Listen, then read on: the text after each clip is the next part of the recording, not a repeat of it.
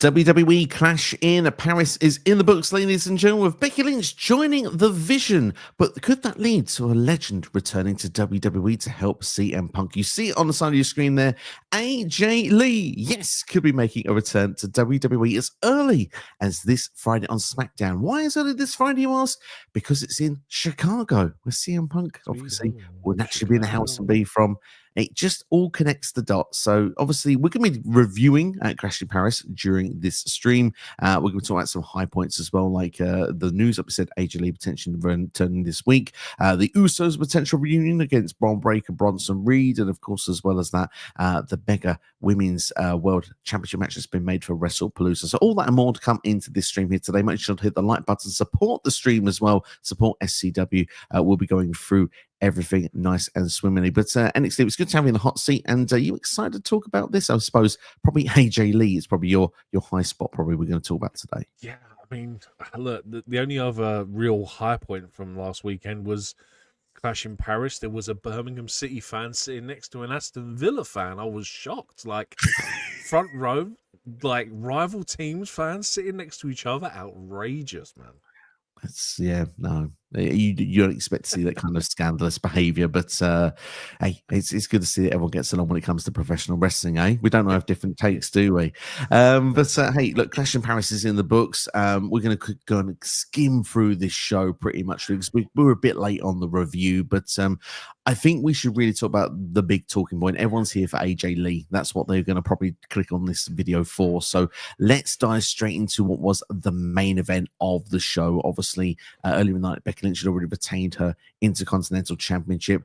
Earlier in the night, Bronson Reed and Braun Breaker had destroyed Roman Reigns, putting him in an ambulance, taking him off to hospital, and that led to them being barred from the arena for the rest of the evening. Had they returned, they would be suspended by Adam Pearce, and it was official. So Seth Rollins effectively was going in alone against Jey Uso, against LA Knight, against CM Punk, and of course, you knew Punk would have a plan. I think at this point, everyone and their dog was speculating. So who's the next new member to come into this group? Because someone will be coming in.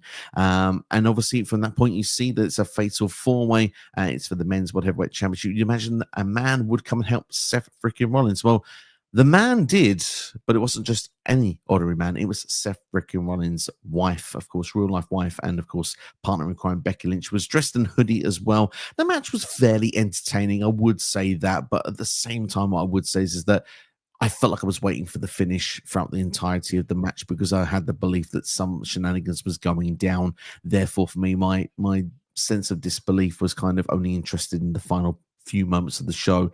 Once the hooded person did the low blow on CM Punk, when it looked like CM Punk was going to get the win, it was a very sort of a duplicate finish almost of the Raw Netflix debut. Obviously, CM Punk hitting the go to sleep and then Seth falling back on the shoulders one more time. Of course, on the Raw Netflix debut, Punk would hit it and then get up the victory. The big smile from Punk there, and that's when obviously got the low blow from who would be later revealed to be Becky Lynch. Of course, Seth Rollins then would actually go and retain hitting one of his curb stomps and getting the 1-2-3, and we see then Becky and Seth together. Just to play fast forward a little bit then to Monday Night Raw. CM Punk obviously had been waiting for Seth Rollins to arrive the entire evening in Paris. Eventually was told by Adam Pearce he was already in the arena.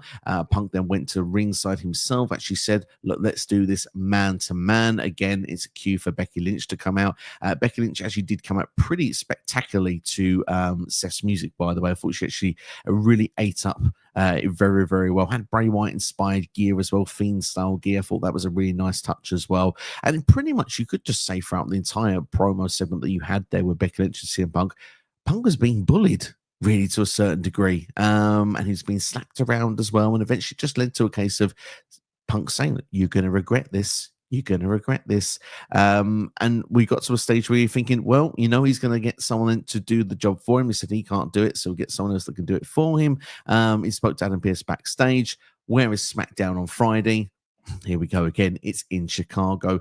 The only little thing that can make you think it's not AJ Lee, let's play along with it for a minute, is that CM Punk was talking backstage on Raw with Rhea Ripley throughout the situation. So it's supposed to give the non-reading dirt sheet wrestling fan the idea of, well, he'll just choose Rhea, wouldn't he, on Friday on SmackDown. Well, I think some people will be in for a surprise, but I suppose we should start with the match. We can do that fairly sharply. How did you feel about the Fatal 4-Way match, that main event of the show? Look, in general, I thought the show was okay, just to go over it briefly. My problem was that for as good as the match probably was, the crowd participation was so, like, unless they were given a prompt like a 2 count, or do you know what I mean? Like there was something they could cheer about. The crowd was so quiet, and I feel like for me it kind of killed the momentum of the match in general. Like there's a bit where they try and do like a Dudley Boys.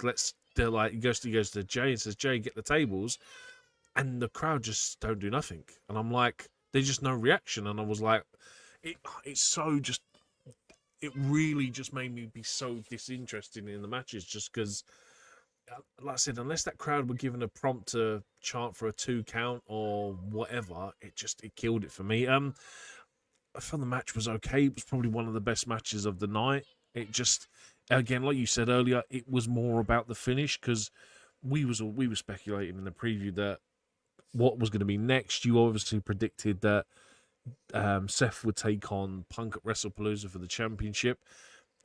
We've got our reason to drag it out to Mania now, because AJ Lee's supposedly coming back, and yeah, like I said, it was just a weird show in general. But the match, like I said, was okay.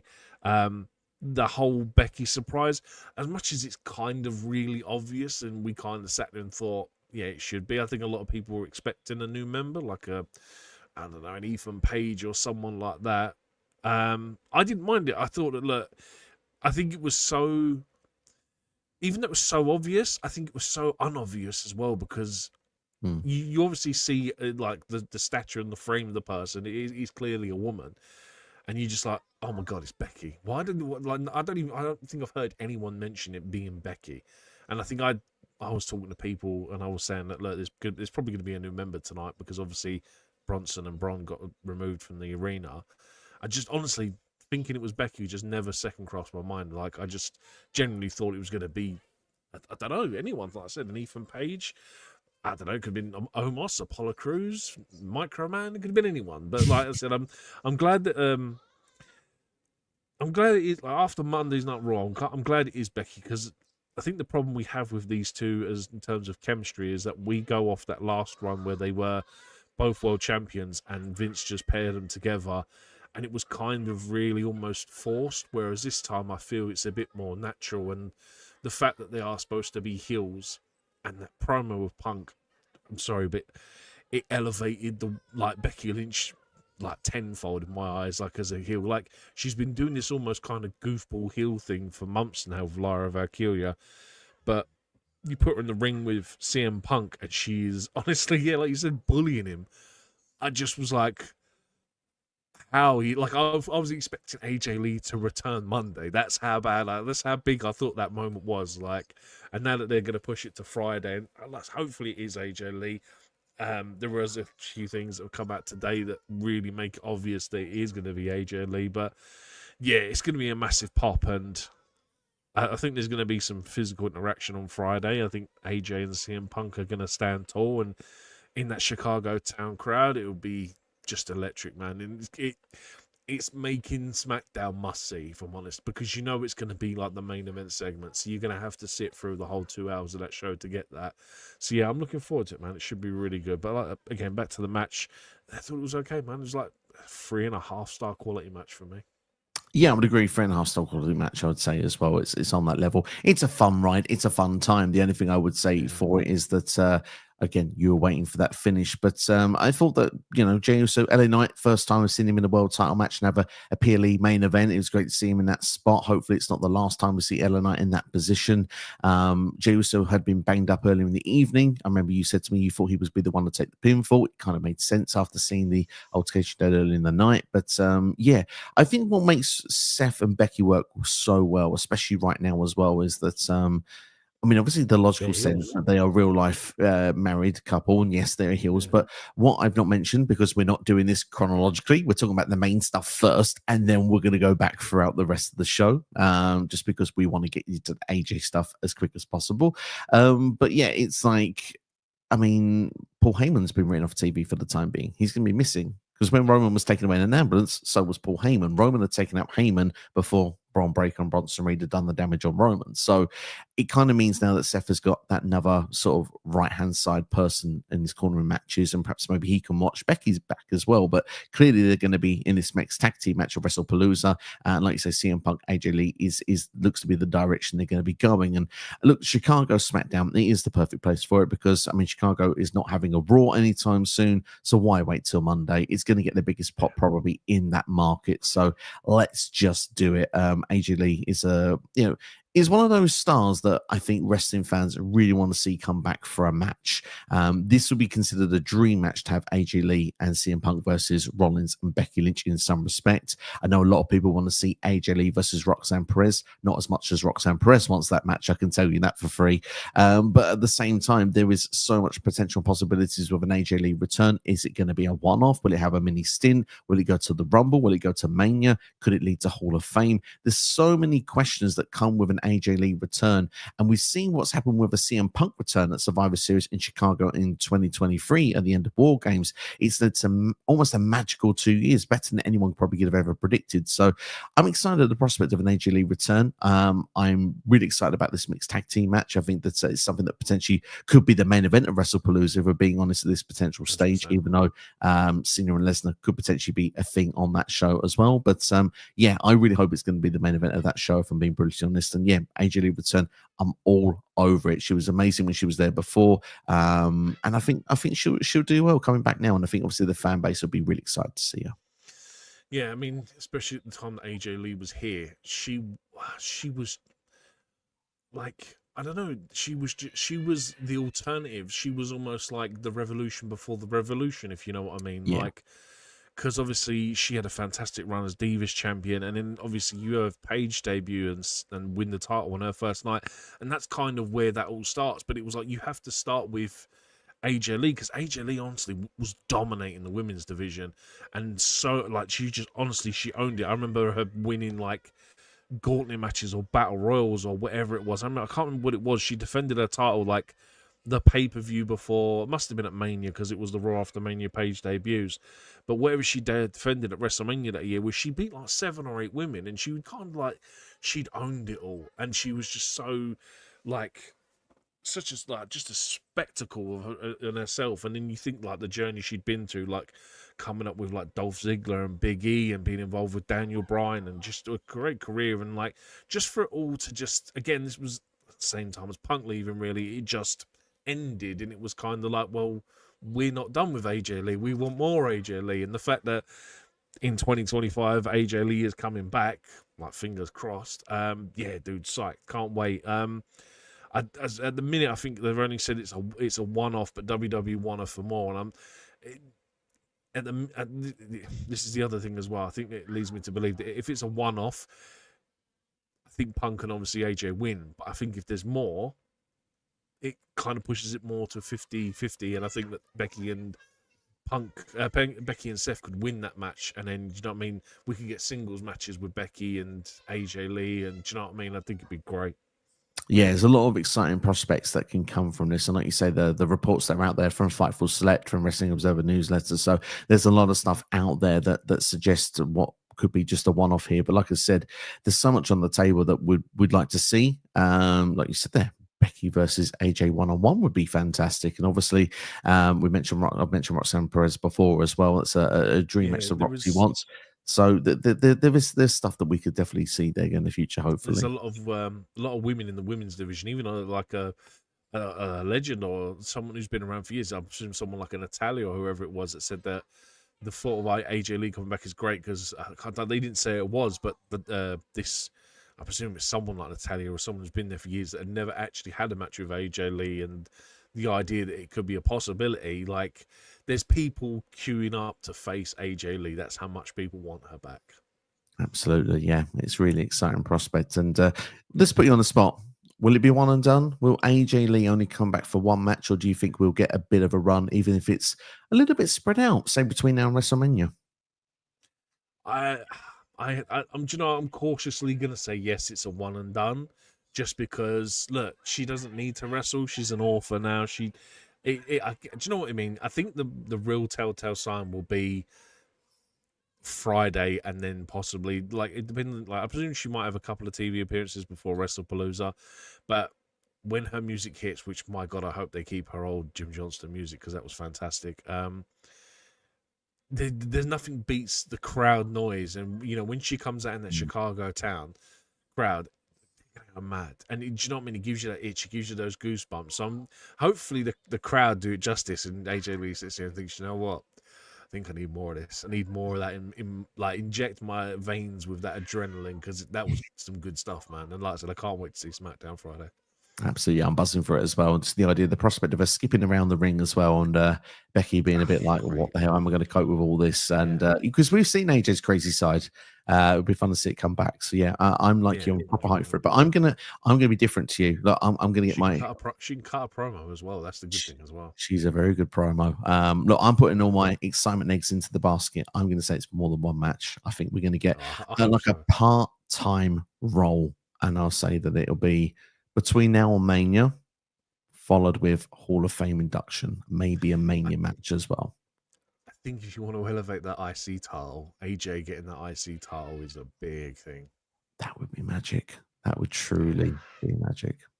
We'll leave that topic there for now, but we're going to just say hello to our comment section. Noob and House Noob, thank you for joining us. Hope you are doing well. And Tom Talks Rubbish in the comment section. Hope you're doing well. And of course, just to let us know that we are both going to appear on Tom Talks Rubbish on YouTube. NXT's interview is released this week, with my interview being reviewed next week. So double dose. We're taking over Tom Talks Rubbish for the next couple of weeks. So make sure to go and subscribe to the channel and check the interviews out when they are released, and show Tom some love as well with some of his previous content. It will be good for you to go and subscribe to his channel. He's done some fantastic work over there.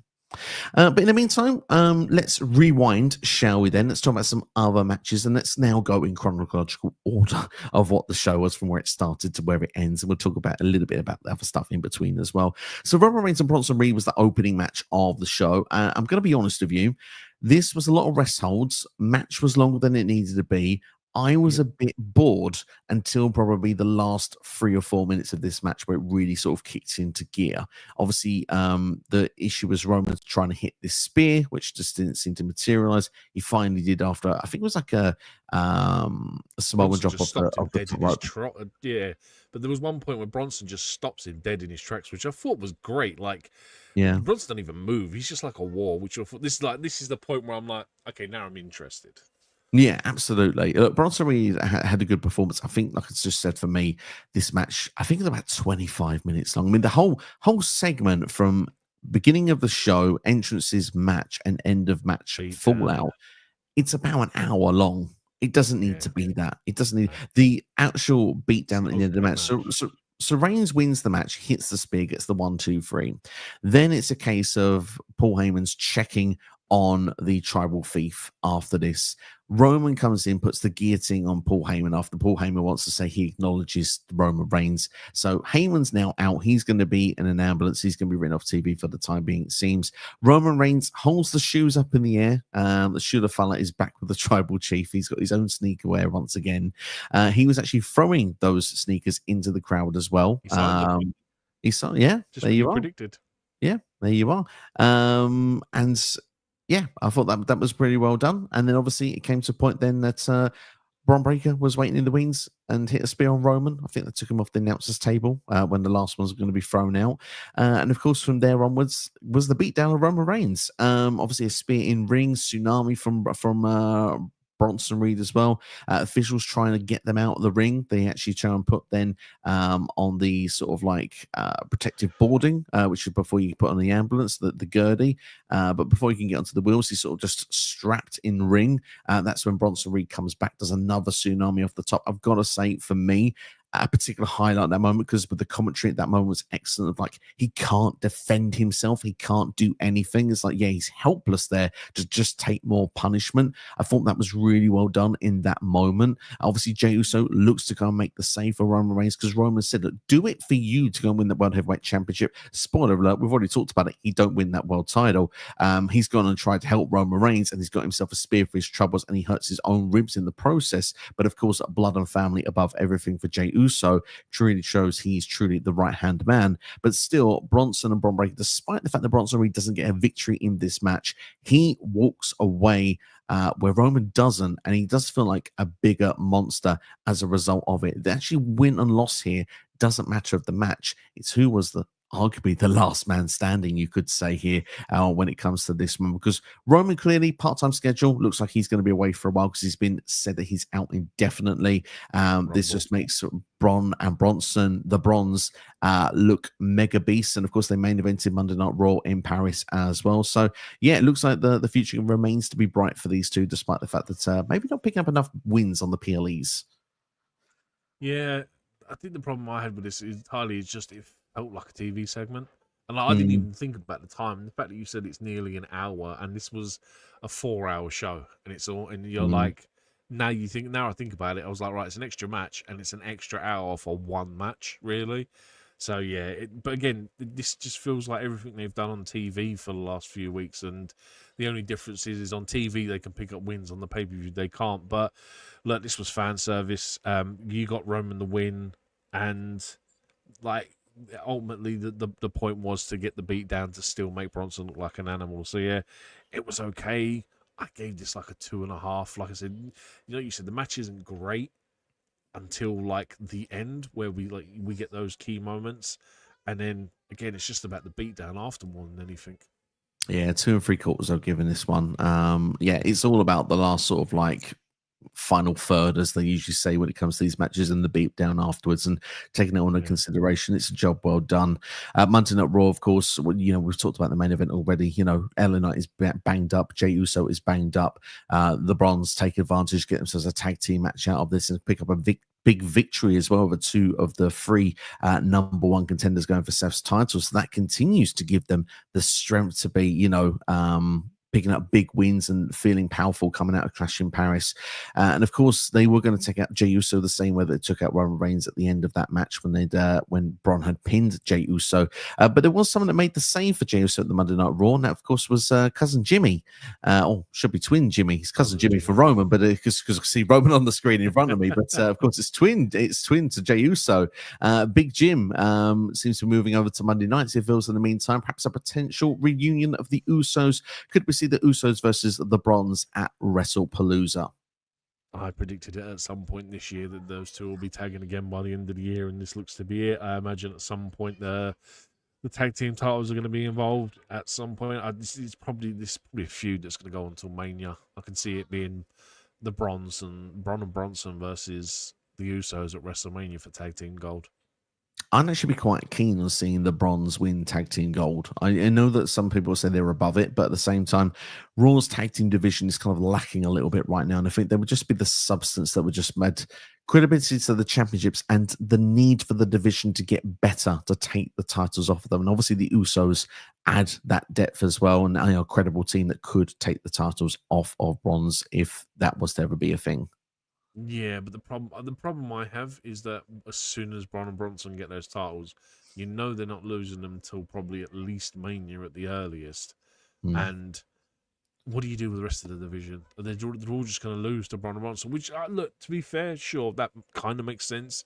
These two are meant to be like big stars in the making, but you already have a struggling tag division, and now you're going to put gold on 2 essentially single stars when you get to the point of making them single stars, they're going to hold those tag team titles. So they're just going to run through the rest of the division for the next 7-8 months. There's always the fear, and to be fair, like we said, they're beating guys that are going for the World Heavyweight Championship, so they are going to be putting themselves in main event spots in their own right as well. And it's great to see Bronson Reed actually get that big match with Roman Reigns, and wouldn't be surprised to see a rematch should Roman make it back in time for Crown Jewel. Obviously, I think WrestlePalooza is out of the window, but I feel that he'll be back in time for War Games. Big show, stadium show, San Diego, California. I believe it's going to be in November. I asked the question to you quickly. Are we building towards the OG Bloodline versus the Vision inside War Games? I know that perhaps maybe a couple of members need to be added to each side to make it 5-on-5 at this point. But obviously, from Roman's side, you have a potential of like a Sami Zayn. If CM Punk has still got problems with, for example, with Seth Rollins at that point. You can actually have a realignment of the group that was in the War Game structure for Roman last year. It would make sense in that way. And obviously, Seth could maybe has the help of perhaps maybe Solo, for example, or maybe has a couple of new members that have joined the group by that point. But what do you reckon? OG Bloodline versus the Vision? It's probably going to be a 4-man, and you're probably looking at Roman. No, do you know what? It's going to be a 5-man. It's going to be Roman, the Usos, Jacob, and Punk as a 5-man against Seth Bronson and I don't know, Miz and Carmelo or something. Do you know what I mean? Just two bodies that can take up a space. I don't know whether they want to bring up a tag team or something from NXT or whatever. They just going to find two bodies. But yeah, I think obviously Jacob Fatu is being turned into a massive face now as well, and he's kind of siding with it. If anything, it'll probably be like Seth Bronson Solo on that side with, I don't know, Talatonga or something like that. Do you know what I mean? Yeah, I was thinking Talatonga and Solo could be the two that could be with Seth's side. The only thing I would say is instead of Jacob, I'm wondering if it'd be Sammy after Sammy had the issues with Rollins earlier in the year. Maybe. Potentially if they want to build on to something like that. Because weirdly, Sammy's gone to SmackDown when he could have gone for a world title match when Seth was trying to get him to go over early in the year. Now he's gone over and won himself the US title. It's a unique way, but maybe it's something that Sammy was saying, I just wanted to do it on my own, and I'm going to come back and come for you now after winning the Rumble. But hey, that's a conversation for a different day. War Games will be excited when it does come around. But hey, Roman did pick up the victory on this evening. Yeah, like I said, I hope it's a 4-man team because I think the 5's too long for War Games. This is what the 4 should be. Usos, Jacob, Roman versus Seth, Bronson, and Solo. Fine with that. Sign me up. I would be quite down for it. Although I have said previously I want to see John Cena in a War Games match, but at the moment can't see how it would work. But there's still time for that. We'll move on in the meantime. We'll talk about the White Six retain the WWE Tag Team Championships against the Street Profits. Of course, there was some outside shenanigans to help the White Six retain those titles. I think it was a fairly okay tag team match. I've got nothing against it, but I thought the most interesting part of this was that seems to be friction amongst the Street Profits that have come out of nowhere. Yeah, that's the one thing I was querying. Like, they come out dressed as like these Borderland characters, which look perfect sponsorship. Computer games and wrestling, it's tales all the time. The partnership works. They look great, and then just out of nowhere, Dawkins stops Ford from starting, and Ford stiff tags himself in, and I'm like, okay, context would be nice for this, but otherwise I haven't got a clue whether that was meant to be the reason they lost the match. I don't know, but again, I don't know. There was a massive botch in this as well, where Ford just kind of falls over. I think Gacy has Loomis on his shoulders and he's spinning him around, and Ford just falls over. And I was like, what's going on here? Yeah, it wasn't nothing exciting. I gave this a 2.5 as well, just because although there was like the one botch, I feel like Ford always turns up and raises the level of the matches with the stuff that he does. So I went with a 2.5 for this. Yeah, 2.5 for me as well. I thought it was fine. There was nothing that made me want to.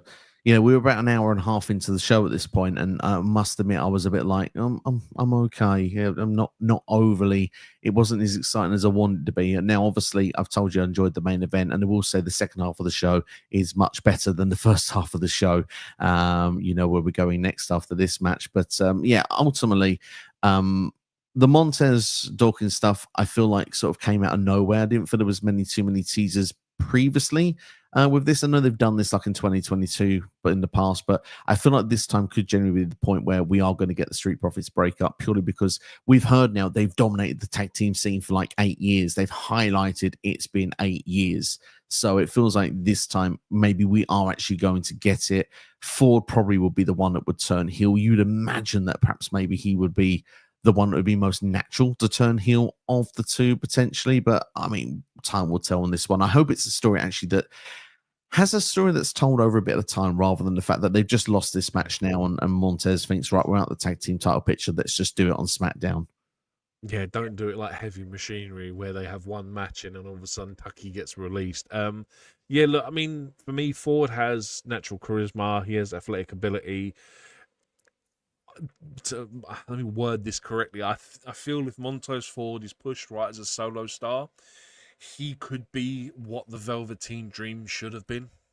I think the Interesting. Velveteen Dream was, do you know what I mean? Aside from all the crap outside of wrestling, he was a very unique character. He was presented interestingly. If whenever he was on screen, you would pay attention to him. And I think if Ford is done the same sort of way and presented like and made just generally unique and special, he could elevate himself up and be in that spot. Completely agree, and I would actually say Montez Ford will be a very good shout for your next United States champion to take the belt of Sami Zayn should that singles Yes, push for sure. happen. But Yes. time will tell on it. Time will tell on it. It's an interesting proposition, but yeah, not so much more need to dive into the match really. Like you say, it's all about the street profits on the floor, and that's what I felt was kind of the key with the show. Really, it wasn't necessarily about always necessarily great wrestling. It was more about what's the next story beats. And I think this is a very story Yeah. beat, attempted cliffhanger parts of the show, which obviously has Yeah. its fun parts as well. We'll switch into the comments quickly. Pierre just saying that he says, let's light it up. We know where he's going with that. They're excited for Friday potential AJ Elite return. CD's in the house. C Nation Dog, thank you for joining us. Also on YouTube, make sure to subscribe to his channel. He's asking how we're holding up. We're doing very well, thank you. Doesn't believe that the Becky Lynch really is a member of the Vision. Just thinks she's there to do Seth Rollins and her versus Punk and AJ Lee. I mean, she hasn't officially said she's in the Vision, so you could It's very just well it's be at the end right. of the day, it's just a wife defending her husband. Well, that's the thing. She said she was sick of hearing Punk's name in her matches as well as Seth's. So yeah, I think everyone's sick of hearing Punk's name in their matches. I mean, Punk is he is what he is. He could be there. He doesn't have to be there. Could be wrestling. Could be in the crowd. It doesn't matter. People do chant his name because, as he said, he's the best in the world. It's just simply how it is. But speaking of Becky Lynch, speaking best in the world, one thing that we're not thought of the best this year is Becky Lynch versus Nikki Bella. It's probably contention for worst match of the year, being brutally honest. This was not good. Look, on prospect on paper, this match I was keen for. I thought the promos going into the show was good. I was interested in that. It was an attraction match, but unfortunately, the attraction went away as soon as the bell went. I mean, I think Nikki Bella, did a kick off the second turnbuckle to John Cena. You just couldn't see him because Becky Lynch was nowhere in sight. There was some of the worst.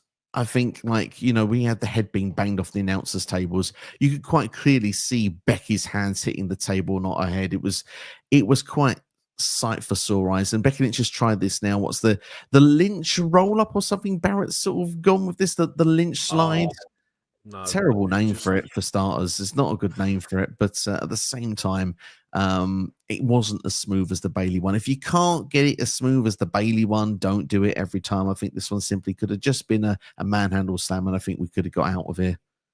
Yeah, this match was dead before the bell even rang because Nikki Bella come out and she got nothing from the crowd. Again, like I said, this crowd was very strange. Like I said, 2 counts, love it. Like simplement do all the time, but in terms of popping for moments or generally, they just looked like they were sitting on their hands all the time. But yeah, Nikki comes out, nothing. She was avidly getting booed. Crowd chanting. Oh, yeah, and after she misses that kick off the second rope, crowd just start chanting, "You can't do it," and I'm like, yeah, this is not good. I thought Nikki getting an STF was pretty funny because I was like, oh, that's a Cena move. I know she used to do it anyway, but Nikki disappears and John Cena is obviously the biggest star. It kind of makes you think it's a Cena move. I think the ending was wrong. I think Becky didn't need to steal this win with a roll up, and it almost it underwhelms that pinning maneuver because, like I said, it was done against Bailey. It was done really well, hit perfectly. And to do it to Nikki Bella, who, let's be honest, Becky carried for most of the match. I just think, it just undermines the move now. And I think every time that we see it now, it'll be kind of like, it's not as special when you do it so often. But I just think this was booked wrong. Having Nikki go as face against Becky was just insane. Ring rust is real. Because, I don't think has Nikki actually had a match before this? I can't remember the last. Don't think she has. Maybe a tag match or something. I think she has had a singles match on Raw. I think she has had a singles match. I want to say she has. Like I said, ring rust is real because it showed, and obviously I've said this before. There are levels to this game now, and without being horrible, but the Divas era are not on the level of the women of today. And I mean it in the nicest way possible. This should have been an attraction match, but it was booked horribly. It's not good. I gave it like a 1.25. I I actually feel that's generous. Believe it or not, I'm Wow. gonna go lower. I'll try and be kind. And my reason why I'm gonna be kind, I'm gonna say just 1 star. I think it could go lower, but I'm gonna give it 1 star. The reason I am not gonna be as critical as I am because this is my perception looking at this match. I think everyone's given Nikki Bella crap after this match. I don't think Becky was much better in this match on this particular night. I don't think it's one-sided. There's a comment that I Yeah, but then wanted to go on. I'll let I you was go just going to first. say that's probably going to do more to do with chemistry.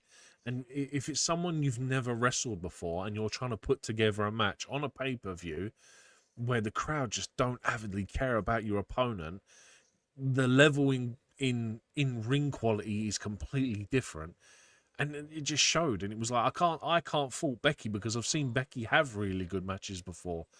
It's been years since I've seen Nikki Bella have a match, and like I said, I can't sit there and critique Becky because Becky's there every week. I think That's Becky fair. did her That's best fair. to carry Nick. But as I say, I think Becky did her best to carry Nikki to what she could get. Well, I mean, there is that argument, and you said the word chemistry. You beat me to it, and actually, to be fair, Sorry. CD beat me to it as well because he almost takes the words out of my mouth here. They're great chemistry on the mic, but not as much in the ring. He says they should never do this again. Mm. That's the slight part I disagree with because I actually do believe if they did this match again, I don't think it could. I don't think they could make it as bad as this was. I think just the components on the night it didn't click, and once 1 or 2 things went wrong, it just followed through. I genuinely believe if they did the match again, they would struggle to make it as bad as this. I'm sure it would be better. But that being said, everyone seems to think Nikki Bella had ring rust. Millennial Noob says the same. Also says terrible match. It was a bad match. I do believe if they did it again, it would be better. But on this night, it stunk the place, and Yeah, it's one of the worst matches I've seen this year. I have to be honest. I it's at the minute it's winning my worst match of the year vote, and Yeah. I don't like to see it, but like, it's not great. Mm, it seems to be. It seems to be the way. Um, I've got a couple of comments here that I thought were quite interesting, so let's bring them up. We'll start with this one here from Noob. Says the Clash in Paris was testing the waters of a longer show than usual since they're going to ESPN. I've got to say, don't care for the longer show personally. I was one of the things I was quite disappointed about was the longer show. It stopped at us having a live review after the show actually took place because one of us fell asleep, and I can give you a clue, it wasn't NXT Steve. And to be fair as well, good to see CD that Peacock are keeping the old premium live events since they won't get them on ESPN. Kind of wish that we had a place we could see all of them old ones. We have them on Netflix, but not everything. You have more than we do, so it's a bit unfortunate when it comes to that. We don't get the ECWs, the WCWs, and some of the special one-off events like the Australia is next year's going on next month, and global warming is a show I'd like to go back and do a rewind on. We don't have that on Netflix, which is pretty darn shame. The WCW YouTube channel, I'm sure at some point will have all the pay-per-views. They're slowly releasing them. Slowly, but when you had them there, you had them there. And I then need premium if I don't want adverts all the way through them. I know that you have a premium guy. Yeah, I can't do YouTube. adverts on YouTube. I can't do Oh, adverts on YouTube. It does my nut in. tell you what, YouTube, do me a favor, up the pay, and then we can see if I can go on premium for you because currently you're not doing enough for me. CD says Rollins and Lynch's visions, pun intended, are not the same. Rollins wants to bring up talent, i.e., Bronson Reed, Bron Breakker, while Becky Lynch wants to bring talent down or bring down talent. To be fair, that's my favorite comment of the stream so far. I really think that's very well worded. Pretty accurate, but the problem is after this match, is there going to be any more between Becky and Seth? I doubt it. Maybe unlike when we do the singles match at WrestleMania, I presume that will be the next time Becky maybe gets involved, but that'll be it probably after this. I have to wait and see. I have to wait and see. And yeah, longer shows are, we'll have to pay more. Yeah. Well, you'll have to pay more. We're on Netflix, thankfully. That's one thing that is good to be on this side of the pond. It's not going to cost us more, but I do feel for you guys in the States. But Stephanie McMahon actually said get a VPN on her podcast. So, you I'm know what to sure it do. was an advert, wasn't it? It was a paid advert for Yeah. a podcast, wasn't it? Yeah, okay. Yes. I didn't see the clip, but I'm pretty sure it was that. But ESPN and USA must be loving WWE for that. But it's what it is. It's too good. It's too good indeed. Also, it was too good, and this is where I thought the show turned around for me, was the good old-fashioned Donnybrook match. I actually quite enjoyed this with Sheamus and Rusev, and look, they have good in-ring chemistry. House said the story was a bit meh for me, but hey, Sheamus being put through the bar, and obviously the white noise of the beer barrels through the couple of tables for Rusev was quite cool, and the shillelagh on the accolade to get for Sheamus to tap out for the second time in his career was a decent finish. Look, to be fair, I think it was the right result in the story. I just went for Sheamus because I wanted to see him go for the IC title against Dominic because Dominic retained on Raw, but they could probably still do that if they wanted to. Wins and losses mean nothing in WWE. Rusev did need the win here, and hopefully can go on to a better direction moving forward. It feels like he does at least have a bit more purpose after this match. I think they've already teased it with a promo on Raw from Rusev about they might be teaming up together, so I can see them two being in that tag team scene pretty quick. But yeah, look, right result. It's all the bells and the whistles, and it's an opportunity to bring the toys out and have fun. And I didn't mind it. Like, I know I pooped all over it in the preview because I was like, I just hate Donnybrook matches. I just make it a hardcore match or a Falls Count Anywhere or whatever. You don't really need to gimmick it up just because Sheamus is in it and make it a good or Donnybrook. Just it's just one of them stereotype things that I really don't like them doing in wrestling because yes, we know he's Irish. Do you know what I mean? You might as well have just brought Hornswoggle back. Do you know what I mean? But yeah, it was. Do you know what I mean? Like, it was exciting. It was entertaining. I gave it 3.25. I think it's one of the better matches on the card. And yeah, same. This for me was where the show completely turns around and gets a bit more entertaining. Certainly 3.5 star for me, and I agree. This is the turning point for the show where we start looking at the up, moving forward with this show. So yeah, I liked it. I liked it a lot, and yeah, there's not much more to say really. It's a fun watch. Go out of your way to do so, and it does seem like you did say they did talk about potentially doing a team thing in the future. They could be friends again. You suggested League of Nations 2.0 could be back in the tag team scene at some point on the prediction show. So maybe that prediction just might come to light. But one prediction that didn't come to light was Brock Lesnar was not on the show, which meant Logan Paul didn't win the match against John Cena. John Cena picked up his 99th PLE win in history. Cena only needs one more PLE win to get to the 100 club. That would make him the second WWE superstar in history to do so. Of course, trivia question. Get your answers in now. It's enough time. The Undertaker, obviously, is the other person who has it. 107 wins for those keeping score at home. I'm not going to go through every single one of them, so save you a bit of time and effort today. That's what you could, though. No, I couldn't. You'd get most of them, I bet. If you want that as a video in the future, then let us know. But yeah, gives me a chance to do some Google research. Anyway, no, on the serious note, John Cena versus Logan Paul. I thought this match went above and beyond what I was expecting. Obviously, was it perfect? No, but I think that they went out and they just had a killer match and they got the crowd proper invested. I think this is one of the matches the crowd were really, really into.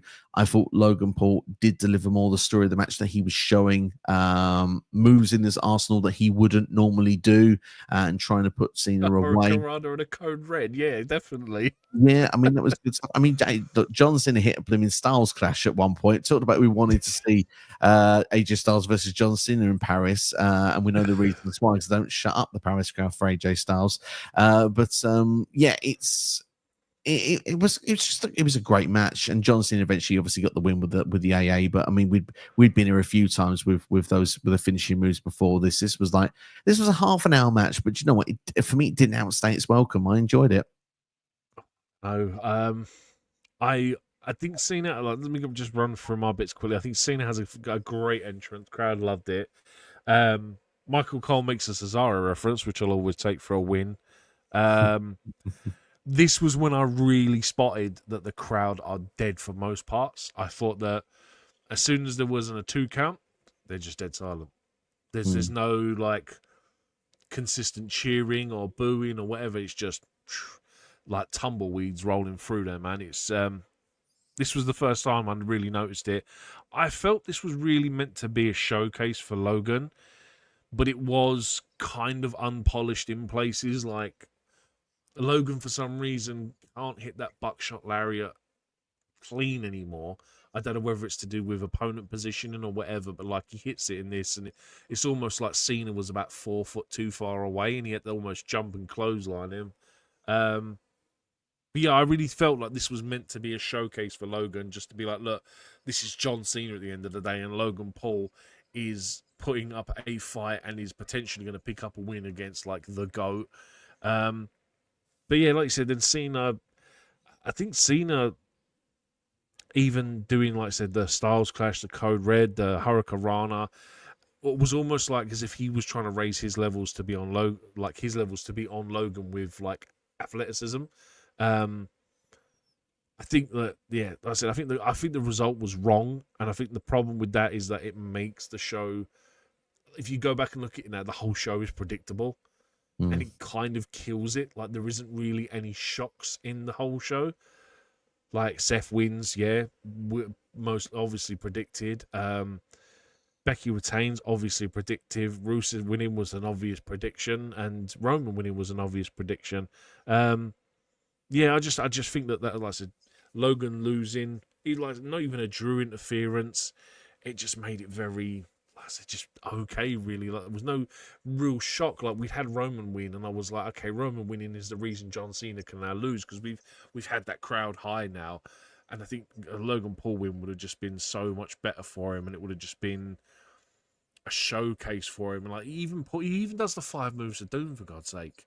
Or 4 of them, because he doesn't get the AA off. But yeah, it just didn't live up to what I thought it was going to be in terms of building Logan up. Because now, where does Logan go? He's just lost to John Cena, and where's he supposed to go? Same with LA Knight, to be honest. I forgot to mention this. Like, where does LA Knight go from here after this pay-per-view? Good questions. I mean, I'm saying with LA Knight, he's fine. He's not been in this position.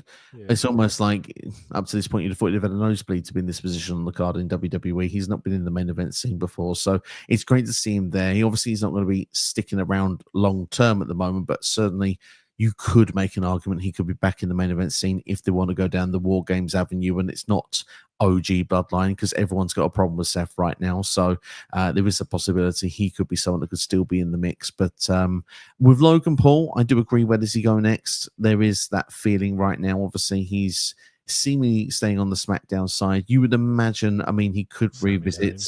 He could go for Sami Zayn. We've not seen that before. He could revisit Randy Orton. We've seen it a bunch, though. But I don't think we've seen it in a one-on-one capacity, at least. So that could be something that they could do. Because obviously, if we're going to get Cody make a return at some point to take on Drew, then Logan could go against Randy. The US title is probably your best bet, just because it's Sami and Drew has chemistry or history with Sami. I think if Drew could help Logan get that US title off Sami, then start pushing Sami towards that main event scene, I think that would probably work out for him. Absolutely. It will be interesting to see how it would play about if they were to go down that avenue. But yeah, I thought this match was decent. It's my favorite match of the night. I don't know, spoiler alert to anybody, but I've given this a 3.75 match rating. So it's slightly above the others. I just had a fun time watching it. I thought that this was actually, we said it on the predictions, it was predictable if no ref bump happened that I thought Cena would win, but I thought there would be a ref bump, so that's why I thought Logan would actually win. So the fact was that I was waiting to see, will it, won't it? And sometimes it's nice to just sit back rather than think, well, it's obvious Brock's coming in, it's going to cost Cena. I just sat back and enjoyed the show. And I think at this point, I'd seen a lot of matches that I didn't enjoy, so maybe that's made this one go a little bit higher in expectations than what it was, maybe. But yeah, I had a good time with this one, so I'll give it that rating. Yeah, I'd give it a 2 3/4. I just thought it, like I said, wrong result, and crowd in participation just really killed most of the show for me, to be honest. Absolutely. Well, let's go for our quick fire stuff then, and we can do our final couple of comments and one final topic before we wrap up today. IMG moment of the night for you. Oh, that Nikki Bella botch is bad. That has to be that for me. I like that. Yeah, I'm trying to think. Do you know what OMG moment? Styles Clash from Cena, just to give a different spin on it. The right Match of the night. Match of the night. I've gone with Cena Logan. Main event for me. Fair. One of the final two matches. Entrance of the night. John Cena. Agreed. John Cena. Yeah, I agree. MVP of the night. Becky Lynch. Won her match and helped her husband retain his. I can't give it to Becky Lynch on the match performance though of her match. So, but I get your point of view. Purely on story, like I was going for, man. There's not a lot of great wrestling on this show, to be honest with you. There's very minimal, and I purely went on story basis. Do you know what? I feel you for that. Do you know what I'm going to give it to? I'm going to give it to Rusev because big win on a PLE, first one back since coming back to WWE. And the dude was on the receiving end of white noise going off big barrels going through two tables. That looked like a dangerous spot, and he came through it quite well unscathed. So fair play to that. So yeah, MVP, I'll give it to Rusev. Final rating of Clash in Paris out of 10. 6. And that's generous. That is generous. 5.5. I think it's the worst WWE show of the year. At this point, I said a 5 or 6 before the show, like in terms of anticipation, and it kind of lived up to that anticipation. But it has some interesting story arcs, all in all. So AJ Lee's returning. Yeah, we've got something we're looking forward to. AJ Lee is returning. This was the crux for AJ Lee returning, so it's kind of one of the biggest moments of the year, really.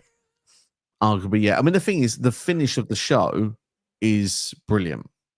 I mean, I think from the Donnybrook match onwards, this show is good. And I think that's why I've gone just slightly above with 5.5, because the first half of the show, it was for me. And then the second half of the show is decent. But I did enjoy the Bronson Reed Bron Breakker beat down of Roman, though I did think that was decent enough. Yeah. But one last topic before we close off the show today. We'll do a couple more comments as well, so don't worry. But I want to just talk about the Women's World Championship scene. Obviously, we knew Stephanie Vaquer was going to be going for the Women's World Championship. She was the number one contender after winning a Battle Royal at, of course, the Evolution show in Atlanta in July. Not really featured much on TV since then. She's been patiently waiting, almost like Aleister Black in 2019, kind of waiting. But we finally know who she's going to be taking on, because Naomi, of course, vacated the title. Adam Pearce was trying to put some strings together to get the match ready. It was announced in Paris on Raw this past week that Io Sky will be the opponent for Stephanie Vaquer. We'll be taking each other on at WrestlePalooza for that match. And of course, they've had 2 matches in the year so far. Raw After Mania being the first one, and somewhere in the middle of the summer as well. Neither match had a conclusive winner. You imagine this one will have a conclusive winner. And of course, we'll have the Women's World Championship on the line as well. Quick question, really. Is it the right match for you? Yes, but yes, in terms of I think it's going to be an absolute killer match. No, because I think Io wins it. Not that that's a bad thing. I just want Stephanie to be champion, but I think Io has the more storyline engagement at the minute, and I presume the ultimate goal is Io versus Rhea at Mania, 1-on-1 for the title. You kind of need to put the title back on Io. She was going to get it at some point anyway. Asuka and Kairi Sane are probably going to be a makeshift opponent for the time being in between now and then. So, right match in terms of opponents, yes, it'd be fantastic. In terms of story, no, because it's kind of predictable. So, here's what I would say. Naomi versus Stephanie Vaquer was supposed to happen at Clash in Paris. I think Naomi was going to be winning that match, which I think would have, at the time, would have probably annoyed a few people in hindsight. I think if you look at it, I think that's a match that WWE would not have won with the booking outcome of the match, because a lot of people are high on Stephanie Vaquer and want to see her do well, but she doesn't really have momentum anymore. She had so much momentum when she was at the start of the year, obviously as NXT Women's Champion, Just not double having it champion on with the Women's TV. North American title. Yeah, because she's not been on TV. But when she got called up to Raw, she was one of the hottest people, like in with crowd reaction from coming out each and every week, and everyone was buying into the Devil's Kiss. She won the Battle Royal, and for the last 2 months, obviously not fully of fault of her own, but she's just not been used much on TV. And I think Shouldn't that have used it all. 8 to 9 weeks not really on TV, that doesn't really do good for your momentum going into a women's championship match.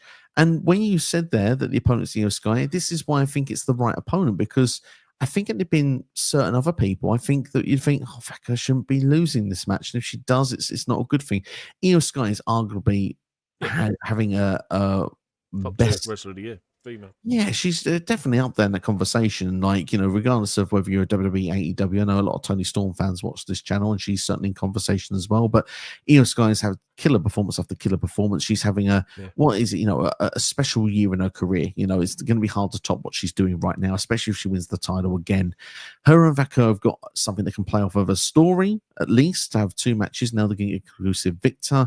Io has more going on, like you've already said, but storyline wise, Oscar will turn on her, so you can do Io versus Oscar one more time for the title. Kairi Sane's stuck in the middle, but you've got a tag team match as well, Rhea Ripley. That could be in Australia, for example, Crown Jewel.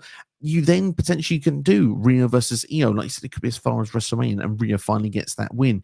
It just feels to me that there's enough going on that side, but there was enough there to turn and say we can actually have a competitive match of Vaca and Io Sky.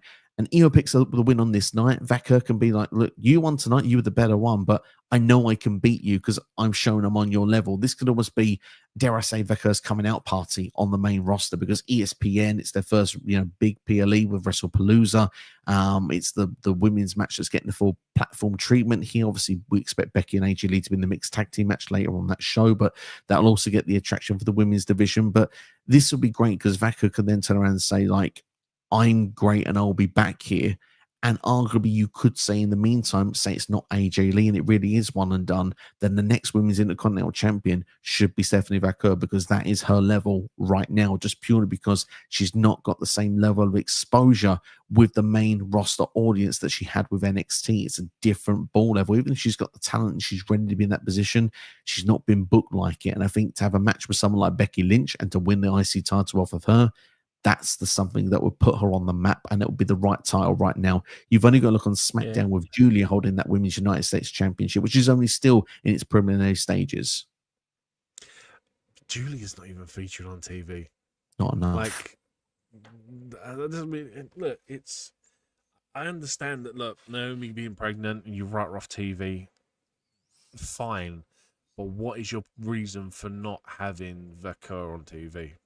Like you said, she comes in, makes this hot debut. Whether she's ready for the title or not, I think I'm just interested in the shock factor that if she did win it, it would just be like, oh my god, Vaquer actually won. And obviously Io having killer matches all year, and I think that's why I'm just like I'm hopeful. I'm like 3% hopeful that there's a shock factor and Vaquer wins this. Ultimately, he's the right person, and like you said, it's the right person that Stephanie Vaquer can take a loss to, but. Yeah.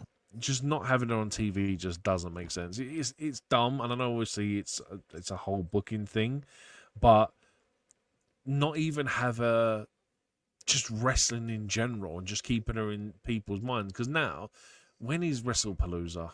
End of September? 2 weeks on Saturday, so September 20th. What, she's gonna have 2 matches on Raw for a build for a World Championship match? It's dumb. It's stupid, and it's like I'm like. Again, we get to predictions time. If Vaquer had been wrestling every week, I'd have been a bit more like, oh, maybe. But 2 matches going into a world championship, she's getting no TV time, no stories, no nothing. Io's winning. It's kind of obvious. Like I said, I'll be shocked if Vaquer wins it, but they make it too obvious. I think that's the biggest problem. Is it's just too bloody obvious. Potentially. If I may just blow the trumpet quickly, though, we did what matches are being Wrestlepalooza just a week ago on the You channel. did pick this one up. And that match was a match featured in that video. So, and that's at the very beginning of that video. So it's a live Q&A video. So for those not gone and checked it out, go and check out the other matches that were predicted for that show. Although one of them looks to be AJ Lee wrong. was not predicted. AJ Lee was not predicted, but hey, she will be now, because I think we might redo an actual proper video for it now, because yeah, I've got couple of new matches I think that might be happening instead on that show.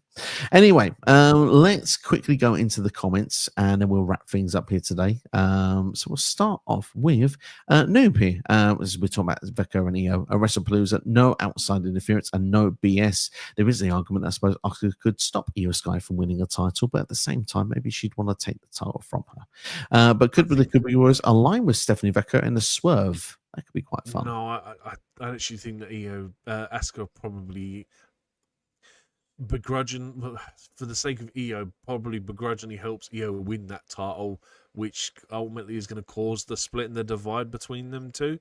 And it's going to be a case of Becca will probably get another attempt, and it will probably be the same again. It's probably just more to build the Asuka Io story. Yeah. I think you could be on point with that note just there. It'll be interesting, because then Io has not done the job properly, still not a clean victory, and then the Santa can still play off and do the match further down the line. Noob says, I believe the main story will be asking Io Sky, because a lot of people are interested in the match more than Io and Rhea Ripley, because I'm pretty much done with Kabuki Warriors. Interesting. I see a lot of hype for both matches, so I think that's my feeling on it. But Io Ripley's been done. Io and Ripley have been done quite a lot this year, and it's kind of like, look, that story is so obvious that we're building to the Ripley win that we don't need to do it yet. Yeah, I would say that short term, definitely Io versus Asuka will be something we'll probably get towards the end of the year, possibly even going to Rumble season, which would be quite interesting. But Noob suggesting Endgame could be for them in Australia. I thought that originally. I now think they'll be teaming against Asuka and Kairi Sane. If I had to predict now. But if they were going to do the singles match, I think Rhea loses. Look, not every hometown hero wins their hometown match. I know it is in Australia, but Rhea, I think, has 2 matches in Australia now on pay-per-views and has wins. She's due a loss on home turf. Be interesting if that actually happened. It'll be interesting. They've got Bronson and Grayson Waller can pick up the wins for the Aussies, so it's a possibility it could happen. CD finds it a bit dumb that WWE created a Grand Slam for women before mid-card titles were even created. It's basically erasing history that could have been avoided. Yeah, I mean, some people now thought they were Grand Slam champions, not kind of there anymore. So yeah, it's interesting to see what will happen. But hang on, let's have a look. If you never won the 24/7 championship, you're not a Grand Slam champion anymore either. But that's just a prop. That's not a real title.